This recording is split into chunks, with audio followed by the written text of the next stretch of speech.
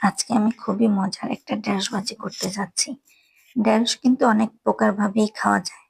ঢেঁড়সের ভাজি করেও খাওয়া যায়, ঢেঁড়সের তরকারি রান্না করেও খাওয়া যায় এবং কি ঢেঁড়সের ভর্তা বানিয়েও খাওয়া যায়। আমার কাছে ঢেঁড়স ভাজিটাই ভালো লাগে। আর ঢেঁড়স আপনি যে কোনো রকম করেই খেতে পারবেন। ঢেঁড়স কিন্তু অনেক উপকার ত্বকের জন্য। আমার কাছে ঢেঁড়স ভাজিটাই ভালো লাগে, তাই আমি ঢেঁড়স ভাজি করার জন্য এখানে ২ টা পেঁয়াজ কুচি করে নিয়েছি। ৪-৫ টা কাঁচামরিচ ফালি করে নিয়েছি। তারপরে কড়াইতে তেল দিয়ে কাঁচামরিচ আর পেঁয়াজ একসাথে দিয়ে একটু নেড়ে-চেড়ে নিয়েছি। তারপরে বাদামি কালার করে নিলাম।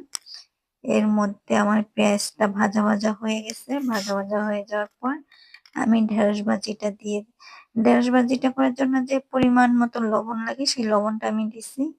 লবণটা দিয়ে সামান্য একটু হলুদ দিয়েছি। হলুদটা দিলে ঢেঁড়স ভাজিটার কালারটা খুব সুন্দর হয়।